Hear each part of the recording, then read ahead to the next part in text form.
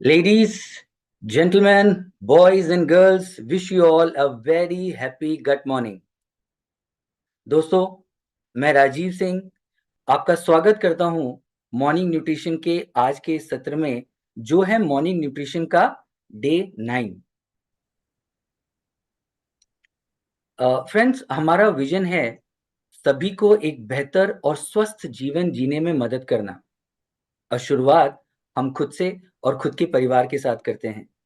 इसीलिए बहुत ज़रूरी है हेल्दी हैबिट्स बनाना और उन्हें मेंटेन करना। और इसीलिए न्यूट्रालाइट मॉर्निंग न्यूट्रिशन लाता है आप लोगों के लिए रोज़ एक पावर पैक्ड सेशन। हर सुबह की हम शुरुआत करते हैं कुछ इंटरेस्टिंग हेल्दी टिप्स पाके, और साथ ही साथ कुछ बढ़िया नॉलेज हम लेते हैं जिसे हम अपने रोज़ाना की दिनचर्या में इस्तेमाल कर सकते हैं। और हाँ, बड़ा इंटरेस्टिंग पार्ट जो मेरा फेवरेट है, recipe of the day, exercise tips, ये हमारे मॉर्निंग सेशन को बना देती है एक कंप्लीट पैकेज। नॉलेज सेशन में कल हमने जाना फैट्स के बारे में। इनफैक्ट मैं आप लोगों से कुछ प्रश्न करना चाहता हूँ। आप लोग प्लीज चैट बॉक्स में लिखकर ज़रूर उत्तर दीजिएगा। मैं पूछना चाहता हूँ कि क्या फैट होना और हेल्दी होना एक ही बराबर है? आप चैट बॉक्स में मुझे लिख के बताएं, fat is it equal to being healthy? Fat होना और हेल्दी होना क्या एक बराबर है? आपको ऐसा लगता है? अगर आप ये सोच रहे हैं कि मैं ये प्रश्न क्यों पूछ रहा हूँ, मैं आपको ये प्रश्न का रीज़न भी बता देता हूँ। कई बार जब हम किसी से पूछते हैं या किसी से बात करते हैं, तो हम उनसे किस तरह से बात करते हैं?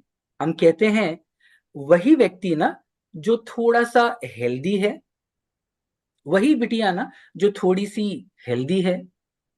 एक्चुअली आप लोगों ने चैट बॉक्स में लिख के भेजा है नो, सभी ने लिखा है नो। फैट होना और हेल्दी होना एक बराबर नहीं होता। लेकिन जब हम किसी के बारे में बात करते हैं, तो हम उस व्यक्ति को फैट कहना पसंद नहीं करते हैं। हम क्या कहते हैं? वो थोड़ा-सा हेल्दी है, क्योंकि फैट हमें लगता है बुरा। लेकिन कल के सेशन में हमने जाना कि एक्चुअली फैट होता क्या है? किस तरह से फैट एक इम्पोर्टेंट न्यूट्रिएंट है। ये हमारे शरीर की मैं कहूँगा बैकअप बैटरी के रूप में काम करता है।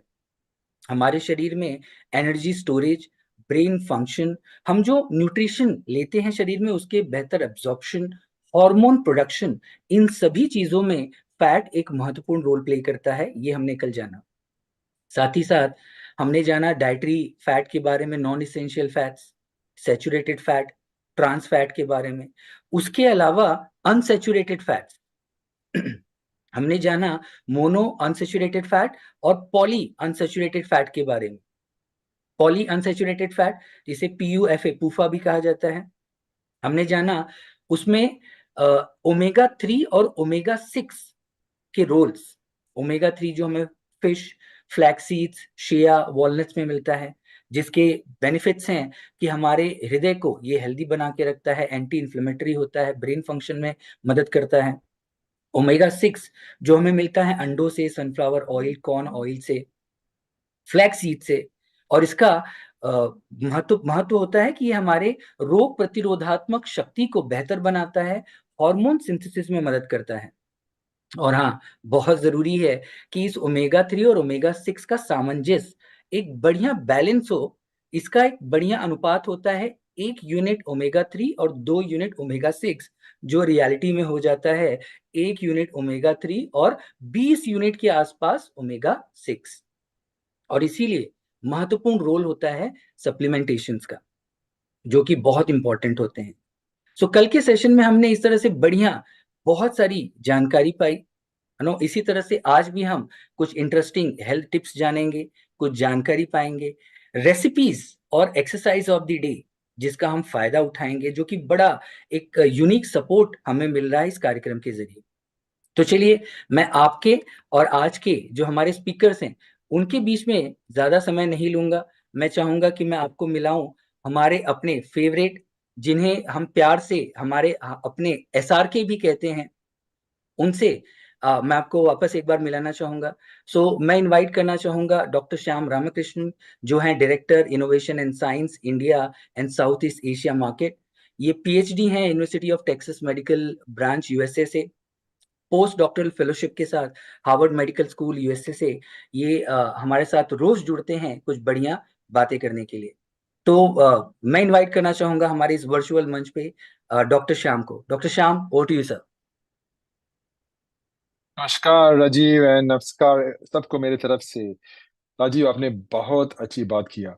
अगेन आपने जो कल के बाद जो ओमेगा 3 के फूफा की, बहुत बहुत इम्पोर्टेंट। मैंने 4 साल पहले मेरा ब्लड चेक किया था वो रेशियो के लिए, और रेशियो बहुत अच्छी तरह निकल गया था। तो मुझे बहुत खुश खुश हुआ कि मेरा रेजिमेंट, मेरा हैबिट्स मुझे हेल्प कर रहा है।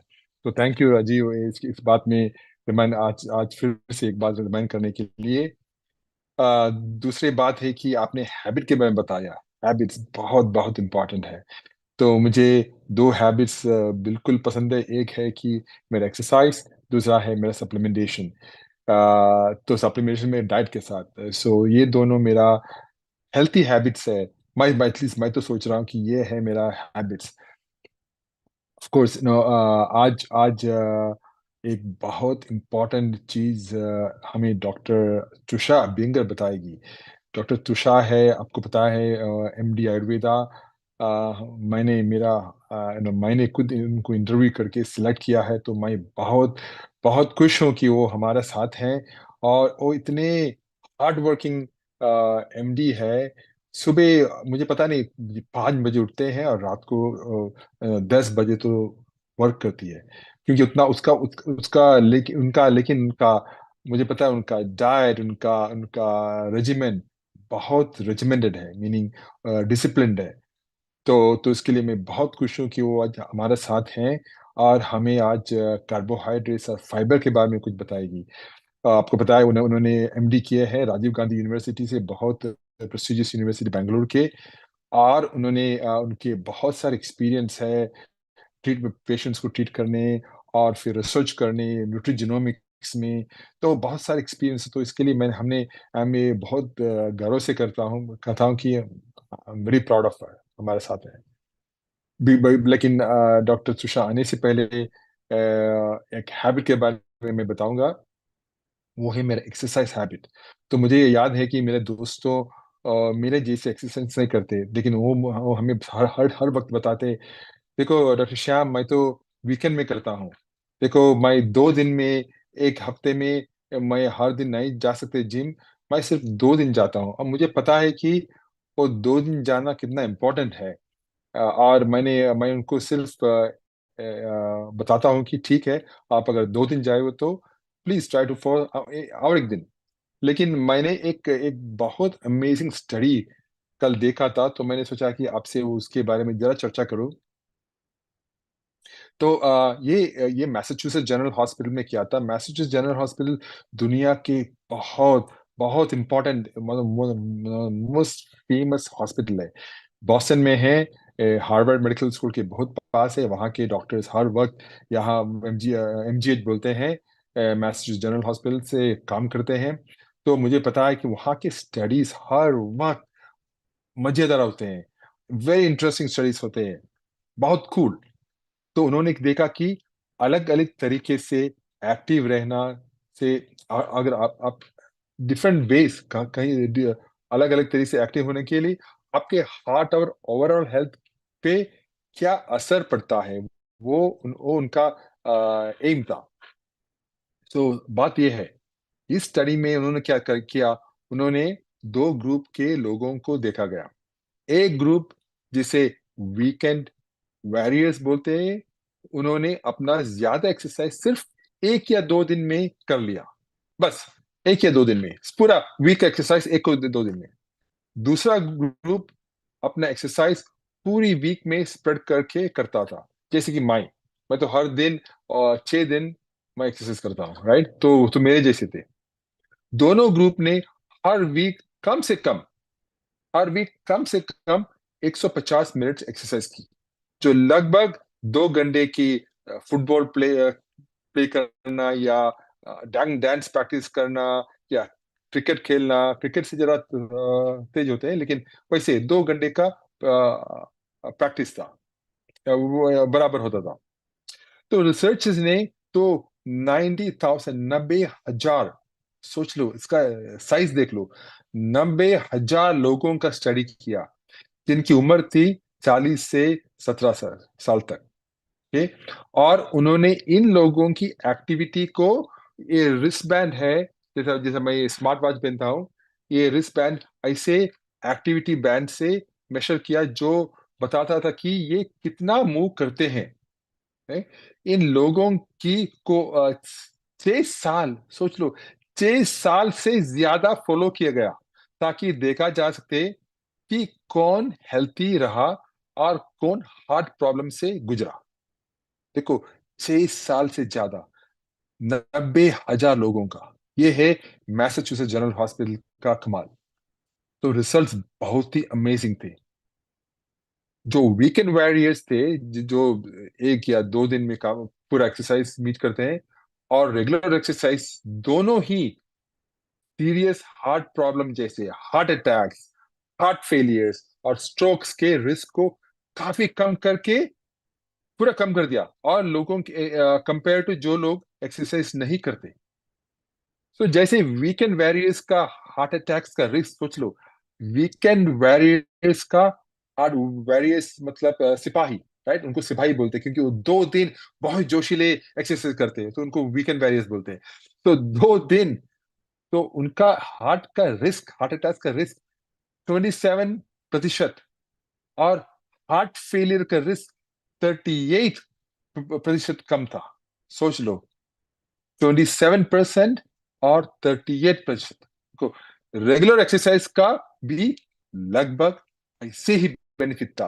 तो मैं 6-7 दिन काम एक्सरसाइज कर रहा हूँ, उन उसका बेनिफिट वही था जिन लोग 2 दिन या 1 या 2 दिन वो 150 मिनट मीट करते हैं। ओके, तो ये स्टडी दिखाता है कि अगर आप अपना एक्सरसाइज पूरी वीक में स्प्रेड करते हो या वीकेंड में पैक करते हो, फर्क नहीं पड़ता। राइट, जो इंपॉर्टेंट है वो है कि एक्टिव रहना और मूव करना, बस वही इंपॉर्टेंट है। राइट, तो चाहे आपको स्पोर्ट्स पसंद हो, डांस पसंद हो, क्रिकेट पसंद हो, बाइक राइड या फ्रेंड्स के साथ भागना, बस एक्टिव रहो। राइट, एक्टिव रहना आपको हेल्थी और स्ट्रांग रखता है, और फ्यूचर में आपके हार्ट को बहुत अच्छी तरह से प्रोटेक्ट करता है। तो याद रखो, एक्टिव रहना मजेदार भी है और आपके लिए बहुत अच्छा है। तो जो आपका पसंद है वो करो और मूव करते रहो। आपका फ्यूचर सेल्फ सिर्फ आपको थैंक यू बोलेगा, हर दिन थैंक यू बोलेगा। आपका फैमिली बोलेगा आपको थैंक यू, आपकी चिल्ड्रन बोलेंगे आपको थैंक यू, आपके ग्रैंड किड्स बोलेंगे आपको thank you. Thank you for listening. तो यही था मेरा आज का सोच टीम। तो एक्टिव रहना बहुत इंपॉर्टेंट है। तो चलिए, अब मिलेंगे डॉक्टर तुषार अबिंगर से। Doctor Tushar, stage is yours. Thank you, Dr. Sham. Good evening to you and good morning to everyone. So doctor Shyam ने जो भी मेरे बारे में बताया या इतना अच्छा इंट्रोडक्शन दिया, उससे मेरा दिन फिर से बन गया। थैंक यू डॉक्टर श्याम, आप ही हमारी प्रेरणा हो। हम आप तक ही देख के जितना भी मन लगा के ये सारी स्टडीज लेके आते हैं, वो सारा आप ही के वजह से है। So thank you always for motivating and backing us. इसी के साथ में जो राजीव जी ने बताया कि डॉक्टर श्याम हमारे एसआरके है, उनके लिए वो एसआरके है, हमारे लिए वो गुरु है। तो इसके साथ ही मैं फिर से ये बताना चाहूंगी कि बहुत अच्छा स्टडी डॉक्टर श्याम ने हमारे साथ में शेयर किया है कि कैसे आपको एक्टिविटी करना चाहिए। एक्टिविटी को व्यायाम के हिसाब से ना लीजिए, एक्टिविटी को आपके छंद के हिसाब से, आपके हॉबी के हिसाब से लीजिए। तो आपको डांसिंग पसंद है, डांसिंग करिए। आपको शटल खेलना पसंद है, बैडमिंटन खेलना पसंद है, वो करिए। और एक्टिव रहिएगा। 2 घंटा डॉक्टर श्याम ने बताया उसका अवधि रहना चाहिए। तो चलिए, इसी के साथ में आज के हमारे सत्र में हम जाएंगे। और आगे बढ़ते हुए मैं अपना स्क्रीन शेयर कर रही हूँ, और स्क्रीन शेयर के साथ में आज का मैं सत्र शुरू करूंगी आपके लिए। लेकिन आज का सत्र शुरू करने से पहले मैं आपको थोड़ा सा पीछे लेके जाना चाहूंगी, जो कि हमारे 6th डे में हमने डिस्कशन किया था। उस दिन में मैं लेके लेके जाना चाहूंगी। आप सोच रहे होंगे कि आज का हमारा 9वां दिन है, लेकिन हम 6th डे के बारे में क्यों डिस्कशन कर रहे हैं। तो मेरे समझने समझाने में थोड़ी सी आगे पीछे हो गया, तो मैंने सोचा कि चलो आज के मेरे इस सत्र में मैं उसको सही कर दूं। तो क्विकली हम इसके बारे में जान लेंगे कि ये कंसेप्ट क्या था। और मैं उन सभी को धन्यवाद करना चाहूंगी जिन्होंने मुझे ध्यान से सुना और ध्यान से सुनते हैं।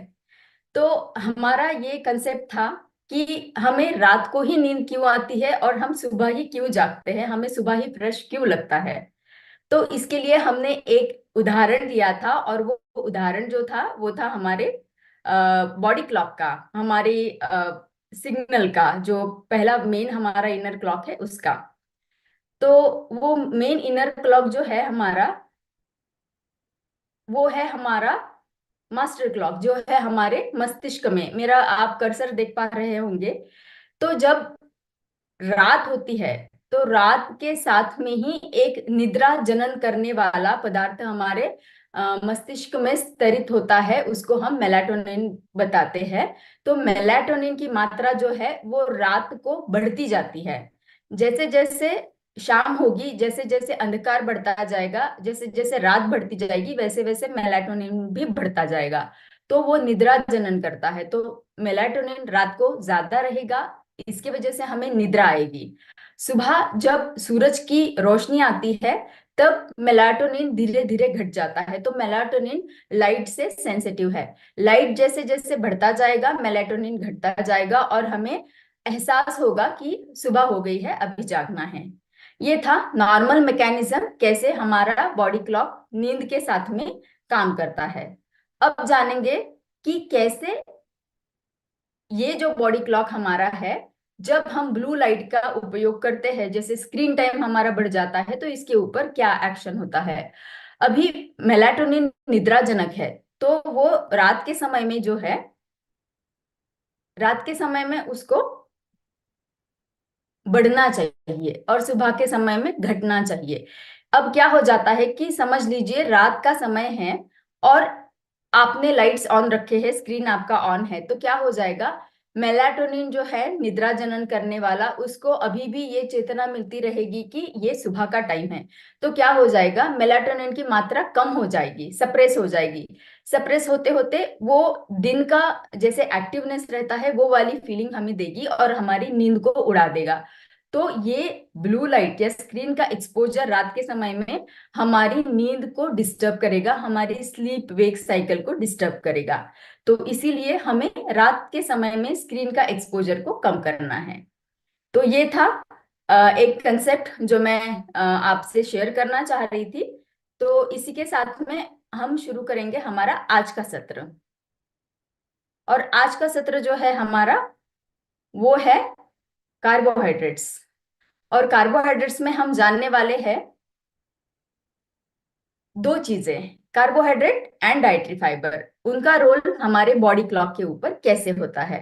तो चलिए शुरू करेंगे। और आज का 9वां दिन है, जैसे राजीव जी ने बताया, और जैसे मैंने बताया कि 21 दिन का तोहफा है आपके लिए। 9 दिन बीतने आ रहे हैं, बहुत जल्दी जल्दी गए हैं, और आज के दिन में भी आपके तोहफे का एक लेयर हट रहा है। और उसमें आज हम बहुत सारी जानकारी लेने वाले हैं। तो हम एक्टिव रहिएगा, चैट बॉक्स को यूज करिएगा, बहुत सारे क्वेश्चन हैं आपके लिए। तो हम शुरू करते हैं आज का सत्र। पहला सवाल आपके लिए है, कितने लोगों को ये फीलिंग आपने अनुभव किया है कि बहुत हेवी खाना खाया है, और खाना खाने के बाद में कार्बोहाइड्रेट रिच खाना खाया है, और पराठा हो गया या बाकी कोई चीज होगी जो हेवी है डाइजेशन के लिए, वो खाने के बाद में नींद आई है आप लोगों को। कितने लोगों ने ये अनुभव किया है कि खाना खाने के थोड़ी देर पहले नींद आती है। और अगर किसी को उसका कारण पता हो, तो एक शब्द में अगर आप चैट बॉक्स में लिखेंगे तो हमें अच्छा लगेगा कि खाना खाने के बाद में थोड़ी देर के बाद में बहुत नींद आती है। और वो नींद की इंटेंसिटी जो है वो निर्भर करती है कि किस तरीके का खाना हमने खाया है। तो आंसर आने शुरू हो गए हैं। सब लोग बोल रहे हैं कि यस, हमने सभी ने अनुभव किया है कि नींद आती है। तो चलिए जानते हैं उसके पीछे का साइंटिफिक रीजन क्या है कि क्यों नींद आती है। ठीक है, तो आप समझ लीजिए कि एक अम, खाना है, थाली है जो बहुत ही रिच है, कार्बोहाइड्रेट से भरा पूरा है, और उसको हमने खाया। अब जब बहुत सारा खाना हमने खाया तो क्या हो जाता है, शरीर के तरफ शरीर शरीर को लगता है कि एक बहुत बड़ा काम आया है। तो शरीर जो है अपना सारा ब्लड का फ्लो है, रक्त का अभिसरण जो है वो हमारे स्टमक के तरफ दे देता है, पेट की तरफ दे देता है। जब पेट की तरफ दे देता है तो क्या हो जाता है कि सारा ब्लड फ्लो ब्रेन से कम होते हुए पेट की तरफ ज्यादा चला जाता है। अब ब्रेन जो है, ब्रेन को बहुत ज्यादा मात्रा में ऑक्सीजन की जरूरत रहती है एक्टिव रहने के लिए, अलर्ट रहने के लिए। अब जब ब्रेन में वो ऑक्सीजन और ब्लड की मात्रा धीमी हो गई है, बंद नहीं हुई है, स्लो डाउन हो गई है, स्लो डाउन होते होते क्या हो जाता है, हमें एक थोड़ी सी थकान सी नहीं बोल सकेंगे हम, एक लिथार्जी सी फील होती है, एक डल सा फील होता है और नींद आना शुरू हो जाती है। तो ये कारण है कि क्यों हम लोग जब हेवी खाना खाते हैं तब हमें बहुत नींद आती है। उसको थोड़ा कालावधि लगता है जब ब्लड का फ्लो हमारे पेट की तरफ जाता है। तो इसी के साथ शुरुआत करते हुए हम जानेंगे कि हमारे जो मैक्रोन्यूट्रिएंट है, जो है कार्बोहाइड्रेट, प्रोटीन, फैट, इनका हमारे शरीर के ब्लड ग्लूकोज के ऊपर कैसे परिणाम होता है। तो कार्बोहाइड्रेट को आप देख पा रहे हो जो ग्रीन कलर का है, खा हमने कार्बोहाइड्रेट से भरा पूरा खाना खाया और खून में चीनी की मात्रा जो है वो एकदम से बढ़ गई है। अब एकदम से बढ़ गई है तो क्या होता है, एकदम से बढ़ गई है, उसका कंपैरिजन अगर हम करेंगे तो प्रोटीन जो है हमें धीमी गति से एनर्जी दे रहा है, और ब्लड में जो ग्लूकोज की मात्रा है उसको धीमी गति से रिलीज कर रहा है, और फैट उससे भी ज्यादा धीमी गति से दे रहा है। तो इससे क्या पता चलता है कि अगर हम कार्बोहाइड्रेट ज्यादा खाते हैं या कार्बोहाइड्रेट रिच खाना खाते हो तो हमारे शरीर में जो शुगर की मात्रा है वो एकदम से बढ़ जाती है, ज्यादा बढ़ जाती है। तो ये अच्छा है कि बुरा है, इसके लिए भी एक आपके लिए सवाल है कि अगर ये अगर हमें पता चलता है तो क्या हमें कार्बोहाइड्रेट्स को अवॉइड करना चाहिए। आपका क्या मत है इसके ऊपर? फटाफट चैट बॉक्स को यूज करिए और बताइए कि अगर कार्बोहाइड्रेट हमारे ब्लड में चीनी की मात्रा को एकदम से बढ़ा देता है तो क्या कार्बोहाइड्रेट को अवॉइड हमें करना है, कार्बोहाइड्रेट लेना बंद करना है, हाँ या ना? में आप जवाब दे सकते हैं।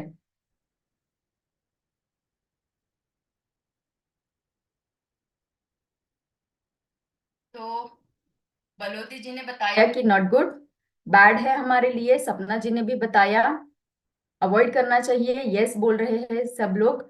बैड है, नहीं लेना चाहिए भी बताया है, एब्सोल्युटली नहीं लेना चाहिए।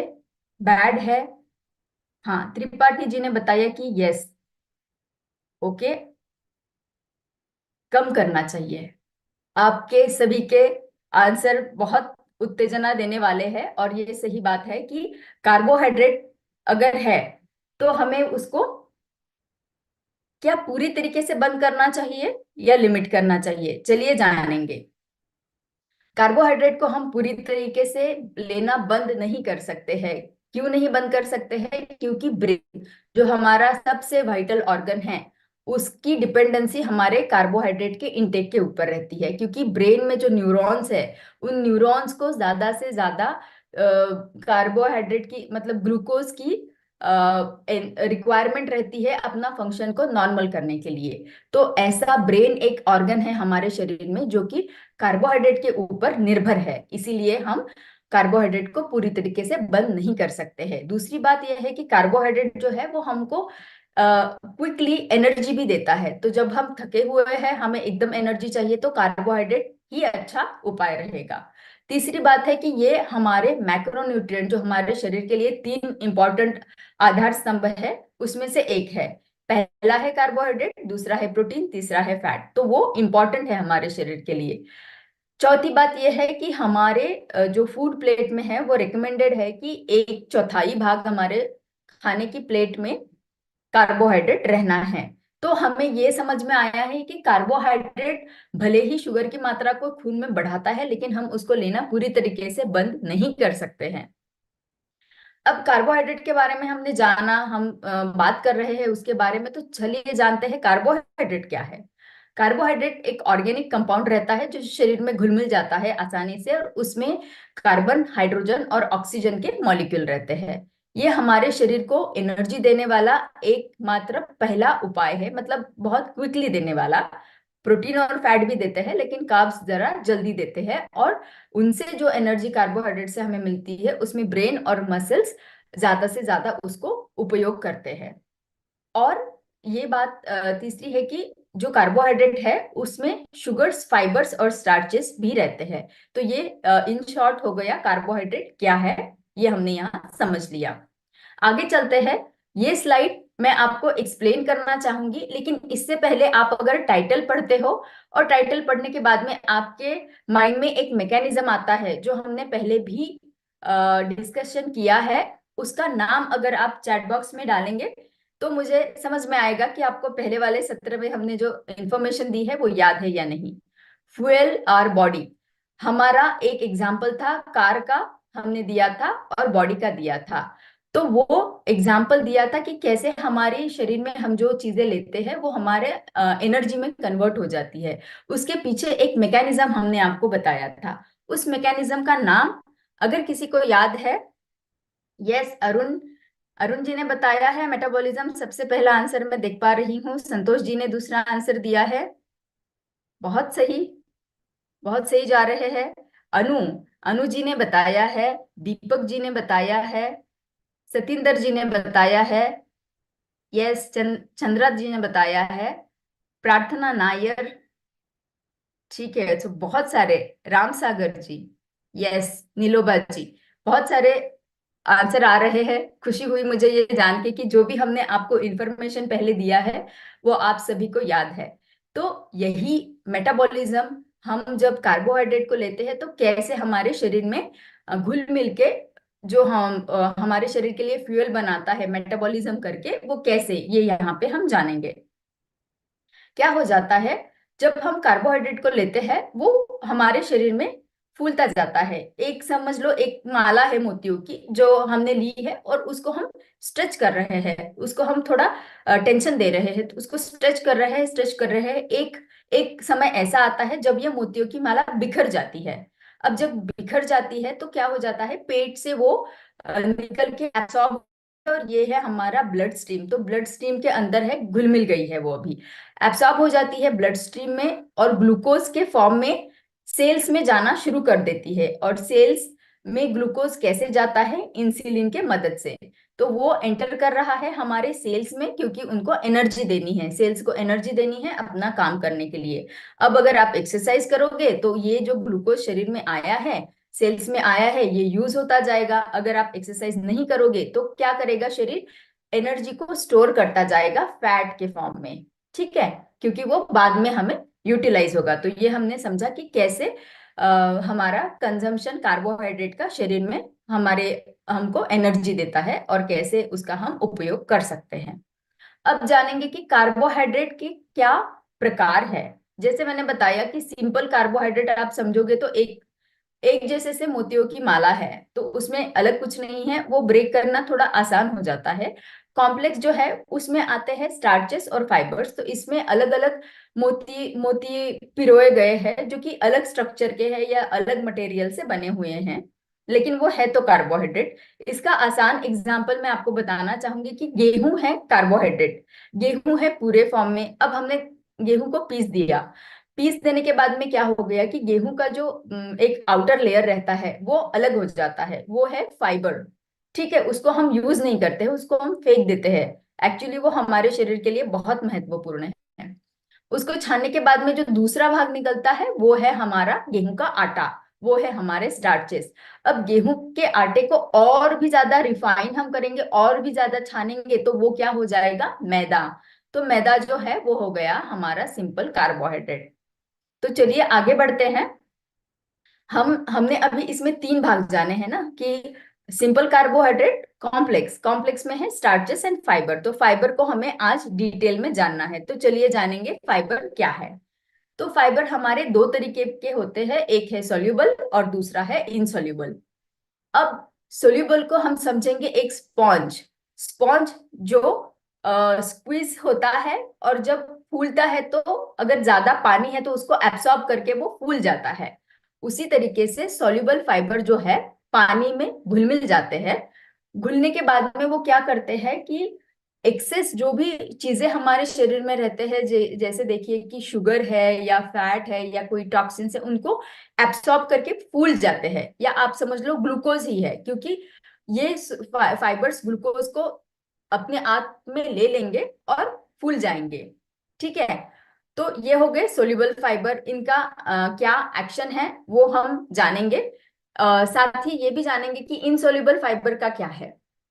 इनसॉल्युबल फाइबर को समझ लीजिए ये है एक झाड़ू के तौर पे, क्योंकि वो रफ फॉर्म में है। ये क्या करते हैं, ये डाइजेशन से नहीं जाते हैं, ये शरीर में से पानी को ज्यादा एब्सॉर्ब कर लेते हैं और बिना डाइजेस्ट हुए हुए शरीर में हमारे आंतों को क्लीनिंग करने का काम करते हैं, तो शरीर से बाहर ये निकल जाते हैं। तो सोल्यूबल फाइबर को समझिए कि स्पॉन्ज है। तो स्पॉन्ज क्या करता है, वाटर में डिजोल्व हो जाता है, फूल जाता है, तो पेट भरा हुआ सा लगता है। मैंने बताया कि ये कैप्चर कर लेता है एक्सेस ऑफ फैट को। तो कैप्चर कर लेने की वजह से क्या हो जाता है, खून में चर्बी, लिपिड मतलब कोलेस्ट्रॉल की मात्रा कम करता है। हमारे गट को बढ़ाता है, गट को अच्छा एनवायरनमेंट देता है, क्योंकि फाइबर गट के लिए एक खाना रहता है। गट के जो माइक्रोबायोटा रहते हैं, अच्छे और बुरे बैक्टीरिया, उनके लिए ये खाना बन जाता है, तो उसको हेल्प करता है, मदद करता है। ब्लड शुगर को भी इंप्रूव करता है। तो जैसे मैंने बताया, कोलेस्ट्रॉल और शुगर की एक्सेस मात्रा हो तो ये अपने आप में उसको ले लेता है फूल के। इसके एग्जाम्पल आप समझ लो, एप्पल, बीन्स, नट्स, ओट मील, स्वीट पोटैटो और लेंटिल्स। और ये क्या करता है, हमारे आंतों में जाके खाने को एक सही जगह पे प्लेस करने का काम कर देता है, और उसी के साथ साथ हमारे गट बैक्टीरिया को हेल्प करता है। इनसॉल्युबल फाइबर क्या करता है, हाँ, घुलता नहीं है, वो पानी में घुल मिल नहीं जाता है। इसीलिए क्या करता है, पानी को एब्सॉर्ब तो कर लेता है, लेकिन एब्सॉर्ब करके वो क्या करता है, आंतों को क्लियर करने का काम करता है। आपका मोशन हर दिन का जो है, सुबह का मोशन, वो क्लियर करता है, आंतों की हेल्थ को बनाए रखता है। उसके एग्जाम्पल है गेहूं, लीफी ग्रीन्स, किनवा जो कि एक मिलेट है, ब्राउन राइस और कुछ सीड्स जैसे फ्लैक्स सीड। तो इसके साथ में जो है, पानी एब्सॉर्ब करने की वजह से बल्क बढ़ जाता है, उसका आकार बढ़ जाता है। तो हमारा जो स्टूल्स रहते हैं, आंतों को क्लियर करने के लिए स्टूल को ज्यादा बल्क मिल जाता है, तो आसानी से मोशन पास हो जाता है। इसीलिए हमारे बावेल्स को रेगुलेट करने में इसका मदद होता है।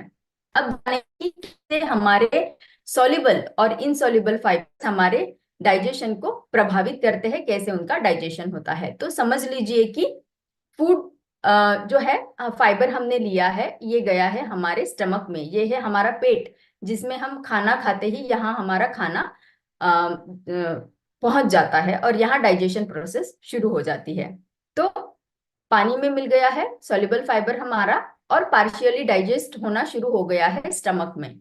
अब स्टमक से ये चला जाता है स्मॉल इंटेस्टाइन में। ये जो अंदर का एक पोर्शन है पीला वाला, ये है हमारा स्मॉल इंटेस्टाइन। इसमें क्या हो जाता है कि सोल्यूबल फाइबर जो है एंट्रैप्स दी शुगर, फैट एंड कोलेस्ट्रॉल। जो एक्स्ट्रा शुगर है, एक्स्ट्रा फैट है, एक्स्ट्रा लिपिड, कोलेस्ट्रॉल है, उनको कैप्चर कर लेता, उनको एक बंधन में बांध लेता है, ताकि वो हमारे ब्लड में ना जाए, ताकि हमें उससे ब्लड में ना जाते हुए हमारे शरीर में शुगर, फैट और कोलेस्ट्रॉल की मात्रा ना बढ़े। तो फाइबर लेना कितना महत्वपूर्ण है, क्योंकि वो बाइंड करके मोशन के थ्रू उनको बाहर निकालता है, ब्लड में नहीं जाने देता है।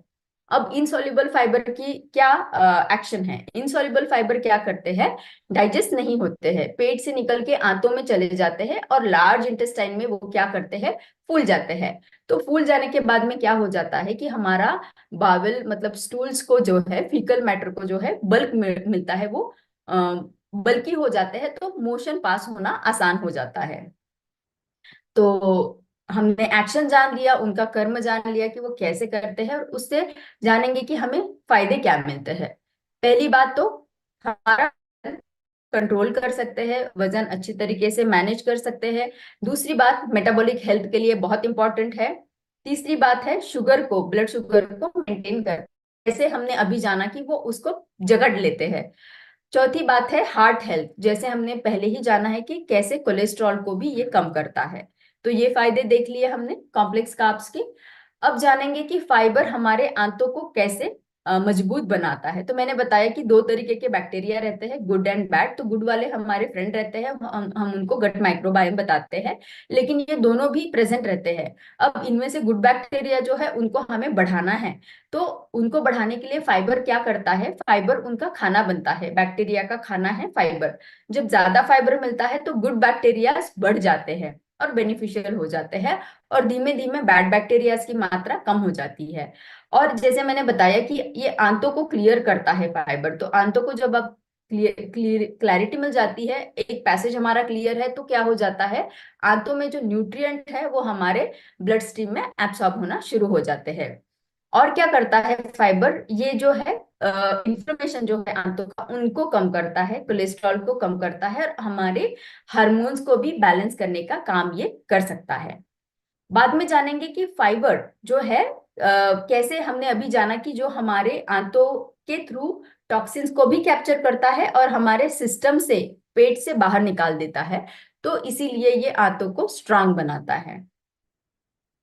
अच्छा, तो मैंने तो आपको स्लाइड दिखा दी है अभी, तो भी मैं फिर से सवाल पूछना आपको चाहूंगी कि चलिए हमने अब तक तो जाना कि कार्बोहाइड्रेट्स क्या है, फाइबर क्या है, उनके प्रकार क्या है, वो कैसे हमारे डाइजेशन को प्रभावित करता है, क्या क्या फायदे देता है। तो आप अभी ये तो समझ लिया है कि कार्बोहाइड्रेट पूरा बंद नहीं कर सकते हैं, उसको लेना है, लेकिन लेना है तो क्या उसकी क्वांटिटी ही हमें देखनी है या उसकी क्वालिटी भी देखनी है? आप क्या कहना चाहोगे? क्या दोनों जरूरी है, या ओनली क्वालिटी इंपॉर्टेंट है, या ओनली क्वांटिटी इंपॉर्टेंट है? दोनों में से आप किसको चुनना चाहोगे? आप चैट बॉक्स का यूज करके मुझे बता सकते हो कि क्या जरूरी है। अच्छा, अरुण जी ने बताया कि दोनों जरूरी है, क्वालिटी और क्वांटिटी दोनों भी जरूरी है हमें लेना। ठीक है, अच्छा आंसर है। राइडर जी ने बताया है दोनों नहीं लेना है। अच्छा, both, okay, yes, both, both quality quantity दोनों जानना जरूरी है। सही जवाब है, दोनों जानना जरूरी है। तो चलिए जानेंगे, क्वांटिटी से शुरुआत करेंगे, बाद में क्वालिटी के ऊपर जाएंगे। तो क्वांटिटी की बात अगर हम करते हैं, तो मात्रा कितनी रहनी चाहिए कार्बोहाइड्रेट की? तो ये जनरली देखा गया है कि जो हमारी शरीर की एनर्जी की डिमांड है, वो एनर्जी की डिमांड जो है वो कार्बोहाइड्रेट के थ्रू 50 से 55% मिलनी चाहिए हमें कार्बोहाइड्रेट के थ्रू। ये रिकमेंडेशन जो है बताया गया है। लेकिन क्या होता है, 50% हमें कार्बोहाइड्रेट से मिलना चाहिए, लेकिन हो क्या रहा है यहाँ पे, ये हो रहा है कि रियलिटी जो हमने अभी देखी है, जो भी हमें रिसर्च पेपर मिले हैं, जो भी संशोधन किए गए हैं, तो ये देखा गया है कि एक चौथाई कैलोरी इंटेक तो हमारा होल ग्रेन से हो जाता है, और एवरेज इंडियन जो है वो लगभग 47% जो है उनकी टोटल कैलोरीज जो आ जाती है वो होल ग्रेन से आ जाती है। इवन रूरल एरिया में भी 70% बस हम कार्बोहाइड्रेट का भी मतलब जो धान्य है उनका उपयोग करके, जिसमें जो कि कार्बोहाइड्रेट है, 70% हम उसी से ले रहे हैं। ठीक है, और हमारा प्रोसेस फूड से भी हम 10% ले रहे हैं। अर्बन जो शहरी विभाग है उसमें तो फास्ट फूड जो रहते हैं प्रोसेस्ड वाले, तो उसमें तो लगभग प्रोसेस फूड से 30% हमें आ रही है, जो कि अगर आप सभी को देखें तो ये रेकमेंडेड जो था उससे बढ़ रहा है। तो हम जितना बताया है उसको नहीं फॉलो कर रहे हैं, लेकिन जो गलत है उसको फॉलो कर रहे हैं। तो ये हो गया कार्बोहाइड्रेट के बारे में। फाइबर के बारे में जानेंगे, कितना फाइबर इंपॉर्टेंट है शरीर के लिए। तो जैसे रिपोर्ट ने बताया है कि कैसे रिकमेंडेड है फाइबर की मात्रा पुरुष के लिए। अगर एक्टिविटी आपकी ज्यादा नहीं है तो आपको 30 ग्राम फाइबर लेना है एक दिन में। आपकी एक्टिविटी मॉडरेट है, मध्यम है, तो आपको 40 ग्राम लेना है एक दिन में। आप बहुत एक्टिव हो, बहुत ही हेविली एक्टिव हो, तो आपको 50 ग्राम लेना है। उसी तरीके से महिलाओं में अगर आप एक्टिव नहीं हो तो 25 ग्राम लेना है। मॉडरेटली एक्टिव हो, मध्यम एक्टिविटी है आपकी, तो 30 ग्राम लेना है। ज्यादा एक्टिव हो तो 40 ग्राम लेना है। ये है रिकमेंडेशन।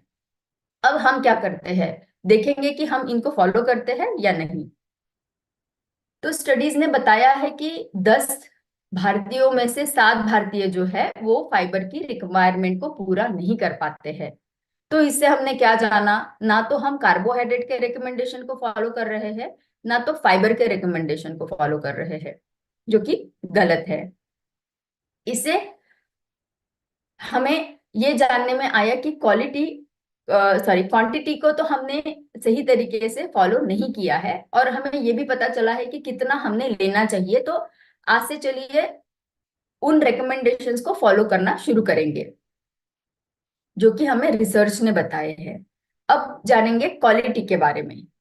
तो आपके हिसाब से हम जब क्वालिटी बताते हैं तो वो क्वालिटी कार्बोहाइड्रेट की क्या हो सकती है?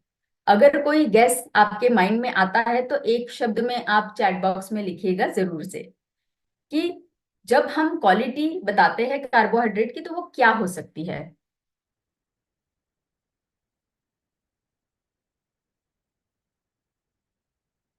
अगर आपके माइंड में क्विकली कोई कंसेप्ट आता है कि क्वालिटी कार्बोहाइड्रेट क्या हो सकते हैं।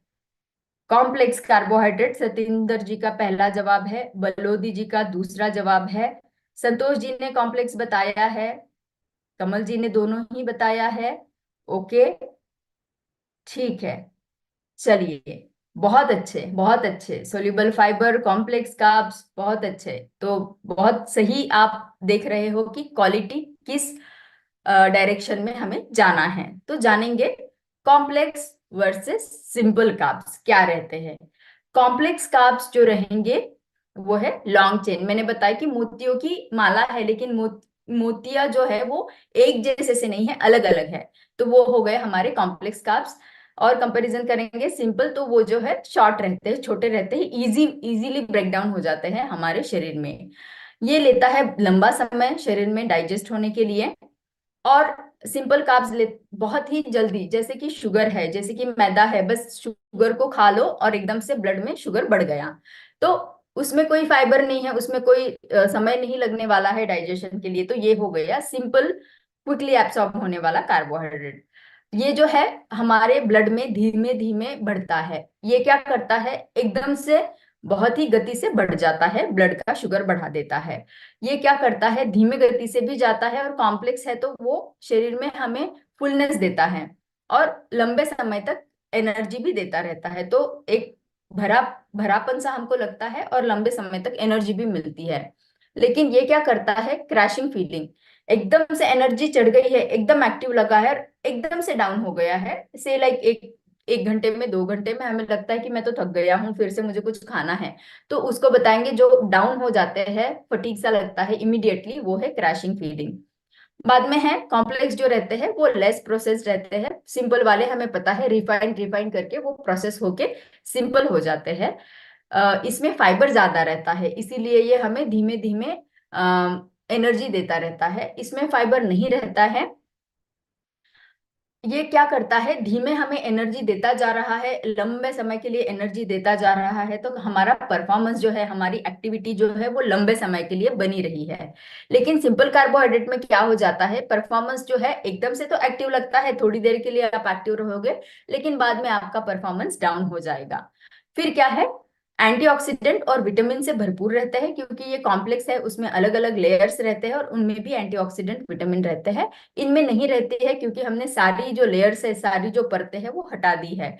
एग्जाम्पल जानने हैं तो वो है कैरेट्स, आपके ब्रेड्स जो है, white bread, banana, brown rice, ये हो गए हैं हमारे, sorry, whole grain bread, sorry. यहाँ आप फिर से समझ लीजिएगा कि कॉम्प्लेक्स का अगर हमें उदाहरण देना है तो कैरेट्स, वेजिटेबल्स में हम बता रहे हैं whole grain bread, not the white bread, ठीक है।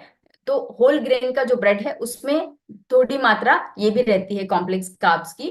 बनाना है, ओट है, ब्राउन राइस है। ब्राउन राइस आपने देखा होगा कि एक लेयर रहता है उसके ऊपर। और उसके कंपैरिजन में सिंपल कार्ब्स के एग्जांपल देखेंगे तो केक है, शुगर है, फ्रूट जूसेस है, कि बस ले लो और इमीडिएटली आपका शुगर बढ़ जाएगा। तो क्वालिटी जब हमें जाननी है, कॉम्प्लेक्स वर्सेस सिंपल हमने जान लिया है, अब जब क्वालिटी हमें और आगे जाके देखना है तो क्या हमें जानना है। एग्जाम्पल लेंगे एक वाटरमेलन का और समझेंगे कि ग्लाइसेमिक इंडेक्स क्या है और ग्लाइसेमिक लोड क्या है। अब इसको जानने के लिए समझेंगे, एक उदाहरण ले लीजिए। एक कार है जो शुरू हुई है और एकदम जलद गति से चली गई है, रुक गई है। वो है हमारा ग्लाइसेमिक इंडेक्स, जो कि बताता है कि कितना जल्दी हमारे रक्त प्रवाह में शुगर का स्पाइक हो जाएगा, शुगर बढ़ जाएगा, कितना स्पीड से बढ़ जाएगा, कितना गति से बढ़ जाएगा। तो उसको जो है 0 से लेके 100 तक मार्क किया गया है, जिसको हम ग्लाइसेमिक इंडेक्स बताता है, बोलते हैं। जो इंडेक्स हमें बताता है कि कोई पर्टिकुलर खाना अगर हम खाते हैं तो वो कितना क्विकली, कितना गतिशील तरीके से हमारी ब्लड शुगर को बढ़ा देगा। तो जितना ज्यादा ग्लाइसेमिक इंडेक्स रहेगा, जितना हाई रहेगा ग्लाइसेमिक इंडेक्स, 100 हाईएस्ट नंबर है। यहाँ पे हमने 80 दिखाया है। जितना हाई है वो उतना अच्छा नहीं है आपके लिए। तो क्या हो जाता है, वाटरमेलन को, पूरे वाटरमेलन को आप अगर लेते हो तो उसका ग्लाइसेमिक इंडेक्स बहुत ज्यादा है, जो कि 80 है। अब समझेंगे क्या है ग्लाइसेमिक लोड। अभी कार हमने जानी है कि जो एक स्पीड से आई है और थोड़े ही डिस्टेंस पे जाके रुक गई है। तो इसने क्या किया, गति तो बढ़ा दी लेकिन वो ज्यादा समय तक चल नहीं पाई है। अब ग्लाइसेमिक लोड को समझ लीजिए कि कार जो कि शुरू तो हुई है लेकिन थोड़ा लंबे समय तक जा पा रही है, क्योंकि उसमें कार्बोहाइड्रेट है, एनर्जी है। तो ग्लाइसेमिक लोड जो है वो हमें समझ में आता है। ग्लाइसेमिक, ये कैलकुलेशन है ग्लाइसेमिक इंडेक्स का और कार्बोहाइड्रेट की मात्रा का, कि हम जो खाना खा रहे हैं उसमें ग्लाइसेमिक इंडेक्स उसका कितना है, कि वो कितना जल्द हमें शुगर को बढ़ाएगा और कितना दूर तक लेके जाएगा, मतलब कार्बोहाइड्रेट की मात्रा उसमें कितनी है। तो एक पूरा वाटरमेलन का ग्लाइसेमिक इंडेक्स बहुत ज्यादा है, लेकिन जब आप उसको एक पीस में लोगे, उसका बस एक पीस आप लेने वाले हो, तो वो जो सर्विंग है वो बताती है हमें कि उसका ग्लाइसेमिक लोड, मतलब जो शरीर में घुलनशीलता है उसकी, वो कम करते हुए वो जो है थोड़ा लंबे समय तक हमें एनर्जी देता है। तो ये 5 जो इसका नंबर है इंडिकेशन, ये है लो की तरफ। तो पूरा वाटरमेलन का इंडेक्स, ग्लाइसेमिक इंडेक्स ज्यादा है, लेकिन एक सर्विंग अगर हम उसका लेते हैं वाटरमेलन का तो उसका ग्लाइसेमिक लोड कम है, तो हम उसका आनंद ले सकते हैं छोटी मात्रा में लेते हुए। तो सर्विंग को हमें देखना है, एज अ होल नहीं देखना है। तो चलिए जानते हैं थोड़ा डिटेल तरीके से कि ग्लाइसेमिक इंडेक्स जो है ये मेजर है समझने के लिए कि कितना जल्द गति से हमारे शरीर में, हमारे ब्लड में शुगर की मात्रा बढ़ जाती है। और उसका रेफरेंस जो है, मतलब इसको कोई भी खाने को किसके साथ में कंपेयर किया गया है, तो उसको ग्लूकोज के साथ में कंपेयर किया गया है, कि एक ग्लूकोज का पाउडर अगर हम लेते हैं तो कितना जल्दी हमारा शुगर बढ़ता है खून में। और कोई पर्टिकुलर खाना अगर हम खाते हैं तो उस वो कितना जल्दी हमारा शुगर को बढ़ा देते हैं। तो जिसमें फाइबर रहेगा वो थोड़ा कम मात्रा में शुगर को बढ़ा देगा। तो ये जो है लो हम समझेंगे 0 से 55 तक, मीडियम ग्लाइसेमिक इंडेक्स से 55 टू 69 तक, 70 से अगर ऊपर है तो वो हाई है। ग्लाइसेमिक लोड क्या है, ग्लाइसेमिक लोड हमें दोनों चीजों को बताता है। ये बताता है क्वांटिटी भी कार्बोहाइड्रेट का और क्वालिटी भी कार्बोहाइड्रेट का। तो ये जो है हमें एक एक्यूरेट मेजर बताता है कि कैसे एक पर्टिकुलर चीज को एक पर्टिकुलर मात्रा में हम अगर लेते हैं तो वो मात्रा जो है वो हमारे शरीर में ब्लड की शुगर को कैसे बढ़ाएगी और कैसे धीमी तरीके से बढ़ा सकती है। तो जो जो चीजें ग्लाइसेमिक लोड जिनका 110 तक है वो लो बताई गई है, जो हमारे लिए अच्छी मानी गई है। बाद में 11 से 19 अगर है तो वो मीडियम ग्लाइसेमिक लोड बताया गया है। जो 20 से ऊपर है उनको हाई ग्लाइसेमिक लोड बताया गया है। तो लो ग्लाइसेमिक लोड रहना, लो ग्लाइसेमिक इंडेक्स रहना कभी भी हमारे लिए अच्छा समझना चाहिए। तो जानेंगे कि ग्लाइसेमिक लोड हमने जान लिया, लेकिन हमारी रोज की जिंदगी में हम जो चीजें बहुत ही फ्रिक्वेंटली खाते हैं, जो कि हमारा ब्रेकफास्ट है, क्या उनका उसका ग्लाइसेमिक लोड क्या, सॉरी, ग्लाइसेमिक इंडेक्स क्या ज्यादा है या कम है? तो व्हाइट ब्रेड बटर जैम बहुत सारे लोग खाते हैं, तो उसका ग्लाइसेमिक इंडेक्स ज्यादा है। मार्केट में बहुत सारे आते हैं सीरियल्स जो बताते हैं, आप देख पा रहे हो यहाँ पे, तो वो उसका भी कितना है, 80 से ज्यादा है, तो ये वेरी हाई है। इडली जो कि ज्यादा उसमें कंपेरेटिवली हेल्दी मान सकते हैं हम, क्योंकि उसमें उतनी ही मात्रा में हमने दालें भी डाली रहती है, तो वो फर्मेंटेड भी रहता है, तो हेल्दी माना जाता है। लेकिन उसमें आपको जो है कोई और चीजें ऐड करनी चाहिए, जैसे वेजिटेबल, जो हेल्प करेगा हमारे ग्लाइसेमिक इंडेक्स को कम करने के लिए। इंस्टेंट ओट्स समय तो बचा लेगा, लेकिन ग्लाइसेमिक इंडेक्स को बढ़ा देगा। तो ये हो गए एग्जाम्पल, थोड़ा आई ओपनिंग है कि कैसे हाई ग्लाइसेमिक इंडेक्स वाला खाना हम रोज खाते हैं। तो इसको बदलने की जरूरत है, इसको मॉडिफाई और इम्प्रोवाइज करने की जरूरत है। इम्प्रोवाइज कैसे करना है ये मैं आपको आगे बताने वाली हूँ, लेकिन फिर से समझ लेंगे कि क्या हो जाता है जब हम हाई ग्लाइसेमिक इंडेक्स लेते हैं और जब हम लो ग्लाइसेमिक इंडेक्स लेते हैं। तो लो ग्लाइसेमिक इंडेक्स का खाना अगर खाते हैं, तो समझ लीजिए कि एक फव्वारा है गार्डन का, जो कि धीमे धीमे पौधों को पानी दे रहा है। तो क्या होगा, धीमे धीमे जा रहा है, तो पौधे भी उसको ले पा रहे हैं और वो फल फूल रहे हैं। तो धीमा सप्लाई हमेशा अच्छा रहेगा। तो लो ग्लाइसेमिक इंडेक्स खाना क्या करता है, धीमा सप्लाई देता है हमारे ब्लड में शुगर का। उसी के विरुद्ध देखेंगे तो हाई ग्लाइसेमिक इंडेक्स वाला खाना क्या करता है, क्विकली आपके शरीर में चीनी की मात्रा रक्त में बढ़ा देता है। तो ये हाई पावर वाले फव्वारे के जैसे समझ लो कि जिसने ना एकदम से पानी दे दिया है हर जगह, और प्लांट तो उसको ले नहीं पाए हैं, तो प्लांट तो बढ़ने की जगह कीचड़ ही निर्माण हो गया है। तो ये हमारे शरीर को मदद नहीं हो पाई है, हानि हुई है बल्कि। तो ये हमें समझना बहुत इंपॉर्टेंट है। आगे जानेंगे कि ये अगर इम्पैक्ट होते हैं हमारे शरीर के ऊपर, अगर हम कीचड़ बता रहे हैं हो रहा है, पोषण नहीं दे पा रहा है और हेल्थ इम्पैक्ट दे रहा है नेगेटिवली, तो क्या होता है। सिंपल स्टार्च जब हम लेते हैं, तो हमारा ये तो हाई ग्लाइसेमिक इंडेक्स है, वो तो हाई रहेगा हमेशा। उससे क्या होगा, शरीर में, ब्लड में जो है, रक्त में हमारे शुगर की मात्रा एकदम से बढ़ जाएगी, एनर्जी भी बढ़ जाएगी।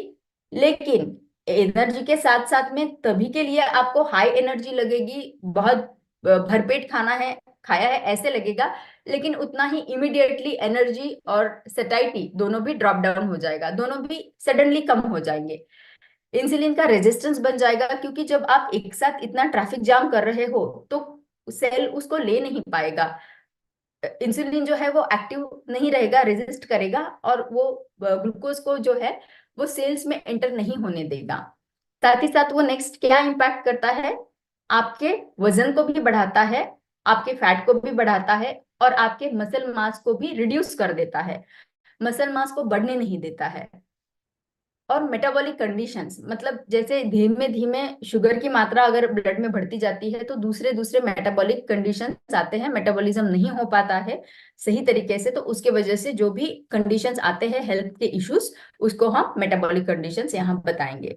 आगे जानेंगे कि अगर ये हानिकारक है, जैसे मैंने बताया कि इस तरीके का अगर आप लेते हो सिंपल कार्ब्स या कार्ब्स जो कि रिफाइंड है, तो वो हमें नुकसान कर रहा है। तो क्या कोई तरीके हैं, अगर आपके माइंड में कोई तरीके आते हैं, तो आप मुझे सजेशंस दे सकते हैं चैट बॉक्स में, और उसके बाद में मैं जो है मैं आपको बताऊंगी कि कौन से दूसरे तरीके हैं जो हमें बहुत ही फायदेमंद रह सकते हैं हमारे स्टार्चेस को यूज करने के लिए। तो आपको आपके फेवरेट फूड को कॉम्प्रोमाइज नहीं करना है, लेकिन आपको उसका आनंद भी लेना है, लेकिन कैसे हेल्दी तरीके से हम ले सकते हैं। ठीक है, चंद्रा जी ने बताया है कि कॉम्प्लेक्स कार्ब्स को अगर हम यूज करेंगे, तो हम उसका आनंद भी ले पाएंगे, और सिंपल कार्ब्स को उसके बदले, मतलब एक्सचेंज कर सकते हैं उसके बदले में, जहां रिप्लेस करेंगे हम कॉम्प्लेक्स को यूज करेंगे, और सिंपल को रोक देंगे। वेजिटेबल्स विजयन जी ने बताया है, वेरी नाइस। वियान जी ने बताया है, वेरी नाइस। वेजिटेबल्स ऐड करेंगे, जिससे फाइबर ऐड करेंगे, प्रोटीन ऐड करेंगे, जो मीना जी ने बताया, मीना शर्मा जी ने, संतोष जी ने बताया है प्रोटीन फाइबर्स को ऐड करेंगे। ठीक है, फाइबर सुनील कुमार जी ने बताया है, वेरी नाइस। कोकिला जी ने बताया है, यस, फाइबर को मिक्स रहेगा, कॉम्प्लेक्स। मोहनलाल जी ने बताया मिलेट्स को ऐड करेंगे, very nice, yes, so true. तो जानेंगे कि तीन मेन तरीके हैं, आपको पहले ही जवाब पता है, लेकिन थोड़ा उसका साइंस मैं आपको यहाँ बताऊंगी कि तीन तरीके हैं जिससे हम हमारे मील्स को न्यूट्रीफाई कर सकते हैं। एक थोड़ा सा साइंस यहाँ पे है, आसान तरीके से मैं बताऊंगी कि क्या हो जाता है। पहला फॉर्म है, हम इसको साइंटिफिक टर्म में बताते हैं स्टार्च रेट्रोग्रेडेशन। तो स्टार्ची फूड जो है, जैसे हमारा आलू है, हमारा राइस है, हम उसको यूज करेंगे, उसका आनंद लेंगे, लेकिन कैसे? तो उसके पहले जानेंगे कि वो क्या एक्ट करता है जब हम उनको पका रहे हैं। तो आप समझ लो कि आपने आपके राइस को या आपके पोटैटो को पकाया है, तो ये हो गए हैं हीट के साथ में। जब स्टार्च के मॉलिक्यूल्स है, ग्रैन्युल्स है, वो उसके साथ में उसका क्या रिएक्शन होता है? तो स्टार्च के जो ग्रैन्युल्स होते हैं, जब हम उनको हीट कर रहे हैं, तो वो पानी लेते हैं, लेते हैं, लेते हैं, ले रहे हैं, एब्सॉर्ब हो रहा है, फूलते जा रहे हैं, फूलते जा रहे हैं। तो एक ऐसा स्टेज आता है कुकिंग के टाइम पे कि वो बर्स्ट हो जाते हैं। और बर्स्ट होके क्या हो जाता है, वो जिलेटनाइज हो जाता है, क्योंकि उसमें से मॉलिक्यूल निकले हैं, और मॉलिक्यूल निकल के जो पानी का अंश था उसको उसने थिक बना दिया है। उसको हम जिलेटनाइजेशन बताते हैं। बहुत हम सभी को पता है कि जैसे साबूदाना है, बहुत सारे लोगों को साबूदाना पता होगा, जब हम खीर बनाते हैं तो थिक बन जाता है। कैसे थिक बन जाता है? फूलता है, बर्स्ट हो जाता है और पानी को थिक बनाता है, तो हमको खीर जो है गाढ़ी मिलती है। तो ये है जिलेटिनाइजेशन। अब क्या हो जाता है, जब ये ग्रैन्यूल्स पानी को एब्सॉर्ब करते हैं, उसका स्ट्रक्चर चेंज हो जाता है, जिलेटिनाइजेशन हो जाता है। अब जब हम उसको ठंडा करते हैं, ठंडा करने के बाद में क्या होता है, वो फिर से अपने नॉर्मल शेप में नहीं जाते हैं, लेकिन उनका स्ट्रक्चर एक थोड़ा सा डिफरेंट तो हो जाता है, लेकिन एक घना हो जाता है। मतलब वो क्या करता है कि शरीर को डाइजेशन करने के लिए डिफिकल्टी करता है ठंडा हो जाने के बाद में। तो उसका स्ट्रक्चर चेंज हो गया है, हार्ड हो गया है शरीर को डाइजेस्ट करने के लिए। तो यहाँ पे हम देख सकते हैं कि कुकिंग में जो है हमारा क्रूड स्टार्च हमने दिया था, जो कि अनकुक था, कुक करने के बाद में जिलेटिनाइज हो गया, डाइजेस्टेबल हो गया, आसान से घुल मिल गया। लेकिन अगर इसको हम गरम गरम ना खाते हुए ठंडा करके खा ले, तो क्या हो जाएगा, वो रेजिस्टेंट स्टार्च में ट्रांसफर हो जाएगा। ये जो है, ये है हमारा सी वाला रेजिस्टेंस स्टार्च, रेट्रोग्रेड हो गया है, ये आसान नहीं है शरीर को अभी डाइजेस्ट करने के लिए। ठीक है, एक एग्जाम्पल पोटैटो का लेते हैं कि जब हमने पोटैटो को कुक कर लिया, जो स्टडी ने बताया है हमें, और फिर उसको ठंडा कर लिया। अब ठंडा करने के बाद में देखा कि ये शरीर में डाइजेशन कैसे करता है, उसका न्यूट्रिशन प्रोफाइल हमें क्या बताता है। तो ये देखा गया कि ऐसा ठंडा किया हुआ अगर पोटैटो हमने यूज किया है, तो क्या हुआ है, ये आलू हमें स्टार्च का ब्रेकडाउन इसका आंतों में कम हो गया है, ग्लाइसेमिक इंडेक्स, ग्लाइसेमिक लोड इसका कम हो गया है। और क्या कम हुआ है, इसका स्टार्च का कंटेंट जो है वो टोटली कम हो गया है, और शरीर को जो कार्बोहाइड्रेट अवेलेबल होना था वो भी कम हो गया है। लेकिन क्या बढ़ गया है, अमाइलोज और रेजिस्टेंस स्टार्च, ये दोनों भी चीजें ये है कि ये ऐसे फॉर्म में अभी कन्वर्ट कर दिए हैं इस आलू को, जो कि आंतों को डाइजेस्ट करने के लिए डिफिकल्ट है। तो इससे हमें क्या समझ में आता है कि भाई मुझे आलू बहुत पसंद है, मुझे मेरा राइस बहुत पसंद है, लेकिन मैं डायबिटीज है या वजन बढ़ सकता है, इसलिए मैं इसको यूज नहीं कर पा रही हूँ। लेकिन हम क्या कर सकते हैं कि उसको पकाया हुआ है, उसको ठंडा कर लो, ठंडा अच्छे तरीके से ठंडा कर लो, जिससे कि ये रेट्रोग्रेड हो जाए, और उसके बाद में आप ठंडा होने के बाद में इसका आनंद ले सकते हैं। तो ये एक पॉजिटिव हो गया, हमने न्यूट्रिशियस उसको बना दिया है अभी। दूसरा हमारा उपाय है कि कैसे हमारे कार्बोहाइड्रेट न्यूट्रिशियस बनाना है, तो फाइबर ऐड करके, जो कि आप लोगों ने जवाब पहले ही मुझे दे दिया है। तो एक क्लिनिकल स्टडी देखी गई है कि कैसे जब फाइबर को ऐड किया गया है खाने में, तो वो हेल्पफुल रहा है। तो आप जैसे ये ग्राफ देख पा रहे हो, और ये इमेज आप देख पा रहे हो कि पहले तो उन्होंने दिया सिंपल ग्लूकोज, गया है पेट में। पेट में जाने के बाद में सिंपल ग्लूकोज है, उसमें तो कोई डाइजेशन नहीं चाहिए, वो स्ट्रेट अवे चला गया ब्लड फ्लो में। ये जा रहा है रेड एरोस, ये जा रहे हैं ब्लड फ्लो में। फिर दूसरा कंपैरिजन उन्होंने ये किया कि ग्लूकोज में फाइबर को ऐड कर दिया। अब गया है पेट में, अब जो है पीले वाले है ग्लूकोज, और जो स्काई ब्लू कलर वाले हैं वो है फाइबर। अब क्या हो रहा है, आप अगर देखोगे तो वो जो है धीमे तरीके से, क्योंकि फाइबर उसको कवर कर रहा है, और एक छोटा छोटा पीला वाला मॉलिक्यूल जो ग्लूकोज का है, एक छोटा छोटा धीमे धीमे बाहर छोड़ रहे हैं। तो ये दोनों बंदों ने इसको कवर कर लिया है, तो अभी इसलिए क्या वो धीमे से जा रहा है। तो आप ग्राफ में भी ये क्लिनिकल स्टडी का बहुत क्लियरली देख पा रहे हो कि ब्लू ग्राफ जो है वो ओनली ग्लूकोज है जो एकदम से बढ़ गया है, शरीर में ग्लूकोज की मात्रा खून में बढ़ गई है और फिर डाउन हो रही है, कंपेरेटिव टू जिसमें फाइबर है ऑरेंज कलर का, जिसमें कि धीमे बढ़ी है और धीमे धीमे कम होती जा रही है। तो कंपेरेटिवली जब आप फाइबर को ऐड करेंगे तो हमें फटीग कम लगेगा, क्योंकि एनर्जी सस्टेन्ड है, एनर्जी रुकी नहीं है, धीमे धीमे धीमे पर्टिकुलर टाइम के बाद में हमें मिलती जा रही है, तो थकान नहीं महसूस होगी, एनर्जी बनी रहेगी, डाइट की हमारी क्वालिटी अच्छी हो जाएगी, और डाइजेशन का फीलिंग भी हमारा अच्छा हो जाएगा। तो ये दूसरा तरीका था। चलते हैं तीसरे तरीके के ऊपर, जो है कि प्रोटीन। तो प्रोटीन क्या करता है, प्रोटीन में भी एक स्टडी देखी गई है कि जो स्क्वायर वाले बॉक्सेस ग्राफ आप देख पा रहे हो, जिसमें जहां मेरा कर्सर है, उसमें क्या है, ये है हमारा ओनली ग्लूकोज जब लिया है तो एकदम से शुगर की मात्रा खून में बढ़ गई है। लेकिन उन्होंने दूसरा स्टडी ये भी किया है कि उन्होंने जब प्रोटीन भी साथ में मिला लिया है तो क्या हो गया, प्रोटीन का कंजम्पशन, मतलब एक नॉर्मल हमने खाना खाया है जिसमें कि कार्बोहाइड्रेट ज्यादा था, लेकिन साथ ही साथ हमने ये किया कि प्रोटीन को भी इन्वॉल्व कर लिया ब्रेकफास्ट के टाइम पे। तो क्या हो गया कि तब प्रोटीन ने क्या किया, बाइंड कर लिया और इसको ग्लूकोज को, एंड उसका जो पिक होना था या ग्लूकोज की मात्रा जो शुगर में बढ़नी थी उसको धीमा कर दिया। अब धीमा करते करते इतना धीमा कर दिया कि खाने के बाद में भी इसका परिणाम देख पा रहे हैं हम।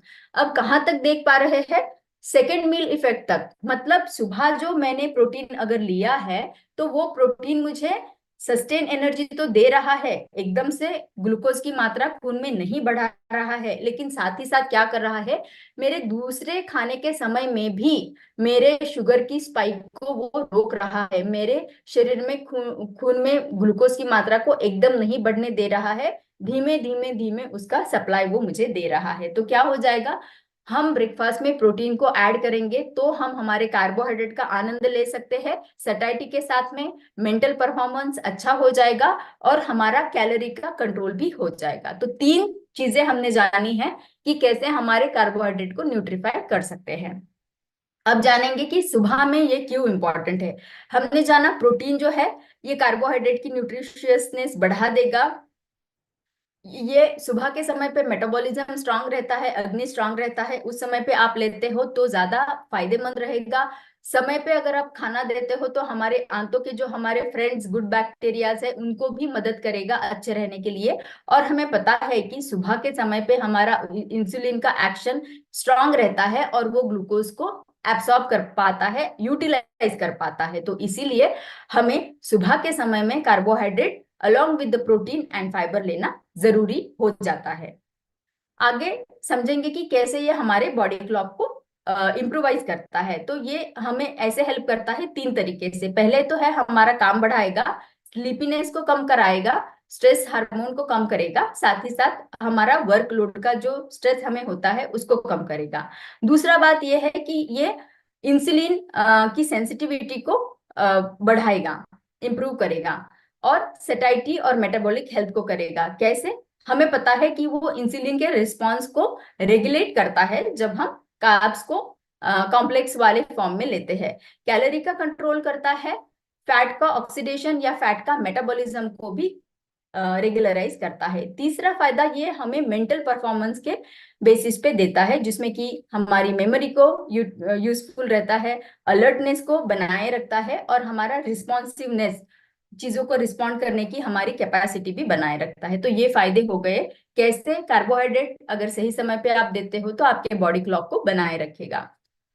और साथ ही ये सेकेंड मील इफेक्ट में भी फायदा देगा। तो एक स्टडी की है जिसमें कि लोगों को दिया है low glycaemic index and high glycaemic index. तो जिनमें हाई ग्लाइसेमिक इंडेक्स खाना दिया गया उनमें देखा गया कि दुगुना जो है ब्लड शुगर बढ़ गया। कंपैरेटिवली जिनमें लो दिया गया उनमें क्या हो गया है कि रिडक्शन जो है ब्लड शुगर का वो सिग्निफिकेंटली कम हो गया है। साथ ही साथ इसका इफेक्ट हमें दूसरे खाने तक भी मिला है, जिसमें कि आगे के खाने का ब्लड शुगर लेवल जो है वो बना हुआ देखा गया है। कैसे काम किया इसने? इसने ऐसे काम किया कि इसने ब्लंट कर दिया, मतलब काट दिया शुगर का स्पाइक बढ़ने से, शुगर ब्लड फ्लो में उसको काट दिया, तो वो वहां ब्लंट हो गया। दूसरा है स्लो ग्लूकोज रिलीज करना शुरू कर दिया, इससे हमें कांस्टेंट एनर्जी सप्लाई मिलता रहा। कैलोरी का इंटेक जो है उसको भी कंट्रोल कर दिया और भरा पूरापन सा लगने लगा। तो सेटाइटी फुलनेस का फीलिंग जो है वो बनाया रहा हमारा।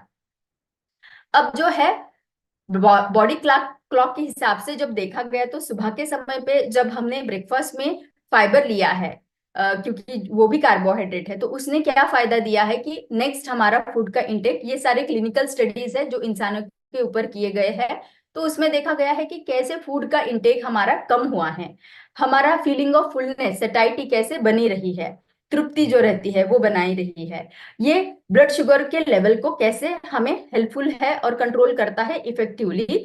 और साथ ही साथ जो हमारा गैस्ट्रिक का एम्पटिंग टाइम है, एक खाना खाने के बाद एक पर्टिकुलर समय के बाद में हमारा स्टमक जो है वो खाली हो जाता है, लेकिन उसको कैसे इसने कंट्रोल किया। अब इसी के साथ में जानेंगे कि किन चीजों को किसके साथ में हमें स्वाइप करना है ताकि हम हमारे खाने को एंजॉय करें, उसको बिना रोके लेकिन हेल्दी भी बनाएं। जैसे एग्जांपल मैं यहाँ एक्सप्लेन करूंगी, आलू परोठा को आप पनीर के साथ में, प्रोटीन है, दाल या वेजिटेबल्स के साथ में फाइबर्स है, प्रोटीन्स है, उनके साथ में अगर आप परोठा बनाओगे तो आलू परोठे के बदले में पनीर या दाल या वेज परोठा लोगे तो वो आपके लिए हेल्पफुल रहेगा। उसी तरीके से व्हाइट ब्रेड को आपको होल ब्रेड के साथ में लेना है, वड़ा पाव के बदले में आप इडली सांभर ले सकते हो, आइसक्रीम के बदले में योगर्ट, फ्रूट जूसेस के बदले में होल फ्रूट, भाई निसर्ग से अगर आया है तो एज इट इज आप ले लो इसे। तो ये चीजें होती है। अभी जानेंगे कि फूड पेयरिंग वो भी न्यूट्रिशियस बनाता है। तो हमने जाना है कि कैसे प्रोटीन और फाइबर के साथ में मिलेगा तो हाई ग्लाइसेमिक इंडेक्स को हम कम कर सकते हैं। होल ग्रेन्स और लेग्यूम को यूज कर सकते हैं। एडिंग स्टार्ची वेजिटेबल्स उनको हम ऐड कर सकते हैं, वेजिटेबल्स जो नॉन स्टार्ची है तो उनको ऐड करेंगे तो भी हमें अच्छा फायदा मिलेगा। लो ग्लाइसेमिक इंडेक्स वाले ऑप्शंस हमने देखना है। और हमारा कुकिंग का टेक्निक्स जो है वो हमें सही कर लेना है ताकि हम उसका आनंद ले पाए। अब जो है आपको कुछ टिप्स, आप फाइबर का इंटेक बढ़ा सकते हो। आपको होल ग्रेन्स लेना है, रिफाइंड ग्रेन्स नहीं लेने हैं। आपको ज्यादा फ्रूट्स एंड वेजिटेबल्स खाने हैं, इससे फाइबर बढ़ेगा। आपको स्नैक्स में नट्स है, सीड्स है, जैसे फ्लैक्स सीड्स है, ड्राई फ्रूट्स है, उनको आपको लेना है। आपको बीन्स, लेंटिल्स, पीज इनका उपयोग ज्यादा करना है। साथ ही साथ जैसे मैंने फ्लैक्स सीड बताया, इसका आप आपके स्मूदीज में, आपके ड्रिंक्स में उसका यूज कर सकते हो। और पानी जरूर से पीना है। जब फाइबर हम लेते हैं तो पानी पीना उतना ही जरूरी है, क्योंकि वो फूलता है, जितना पानी ज्यादा पियोगे उतना फाइबर हमें फायदा करेगा। अब समय आ गया है हेल्दी हैबिट का। तो आज का हमारा सत्र खत्म होने वाला है, लेकिन आपको ये हैबिट आज ही शुरू करनी है कि कैसे आपको आपका फाइबर रिच ब्रेकफास्ट होना चाहिए कि आपका हेल्दी टोन बना रहे पूरे दिन के लिए। इसके लिए क्या करना है, ये अगर मुझे करना है तो मुझे आज ही प्लानिंग करना पड़ेगा कि मेरा आगे वाला सप्ताह कैसा रहने वाला है। तो आगे वाले सप्ताह के लिए मुझे आज ही देखना पड़ेगा कि मुझे क्या क्या खाने में क्या क्या चीजें जमा करके रखनी है मेरे घर में। तो इसका प्री प्लानिंग रहना बहुत जरूरी है। तो आग्रह करूंगी कि ये हेल्दी हैबिट आज से ही शुरू करिएगा, आपका प्लानिंग बनाए रखिएगा। इसी के साथ में हमारा शाइन का टाइम आ गया है, तो आपको स्टार्ट करना है। सभी को थैंक यू बोलते हुए पॉजिटिविटी के साथ में आपको न्यूट्रिशन लेना है, आपका प्रोटीन ड्रिंक लेके गट मॉर्निंग करना है, सभी को शेयर करके अच्छा इंटेंट रखना है कि मैंने जो भी डेली हैबिट्स है वो मुझे कंटिन्यू करनी है। नया लर्निंग है मेरे हेल्थ के बारे में, उसको सीखने के साथ साथ मुझे आत्मसात भी करना है, उपयोग भी करना है। एक्सरसाइज जरूर से करिएगा, डॉक्टर श्याम ने बहुत सुंदर हमें स्टडी बताई है। और इसी के साथ में समय आ गया है हमारा रेसिपी ऑफ द डे का। तो मैं आपको आज रेसिपी ऑफ द डे बताना चाहूंगी। तो मैं जाती हूँ मेरे प्रेजेंटेशन के ऊपर, जो है मेरा रेसिपी ऑफ द डे।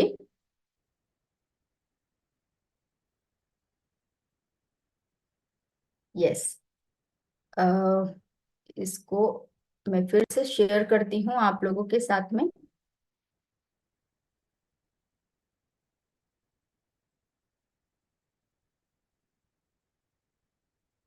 और हम जाने वाले हैं अभी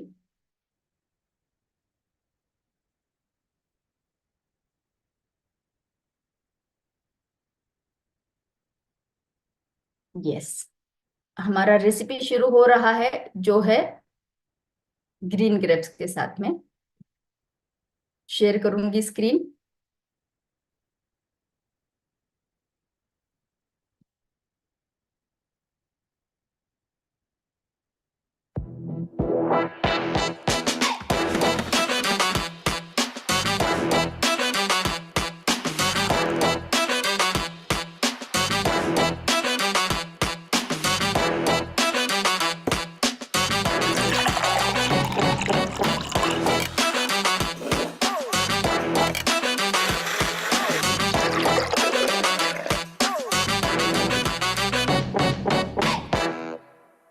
चलिए, तो बहुत ही सुंदर रेसिपी थी। मैंने जैसे अभी आपको बताया कि फ्रूट जूसेस को जो है आपको फाइबर को ऐड करेंगे तो आपके फ्रूट जूस का भी आप फायदा ले सकते हो। और आज की दूसरी रेसिपी जो है वो है हमारी मूंग दाल चीला, एक हेल्दी रेसिपी फिर से।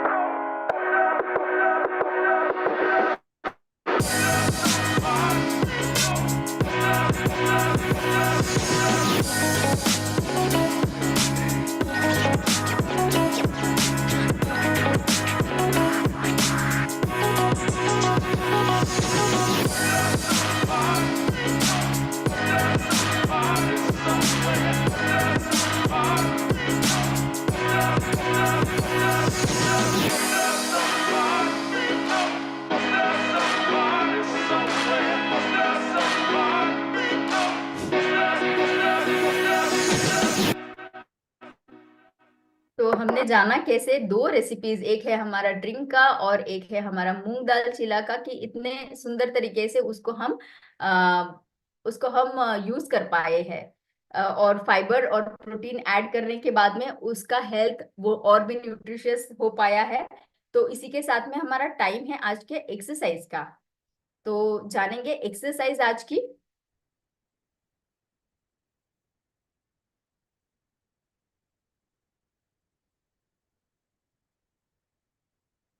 मीनल के साथ।